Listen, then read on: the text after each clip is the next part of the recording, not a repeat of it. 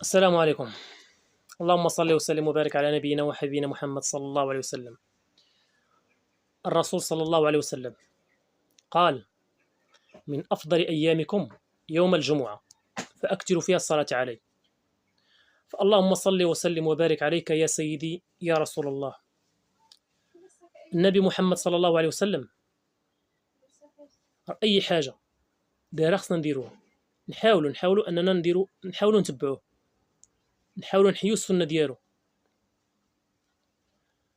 الرسول صلى الله عليه وسلم قال: بلغوا عني ولو آية، بلغوا عني ولو آية. أي حاجة اللي فيها الخير حاول تنشرها، أي حاجة اللي فيها الشر المضرة ليك أنت حاول تبعد منها.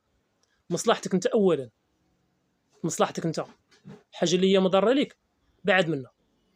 نحاول نحيي السنة ديال النبي صلى الله عليه وسلم. فاللهم صل وسلم وبارك على سيدنا وحبيبنا محمد صلى الله عليه وسلم.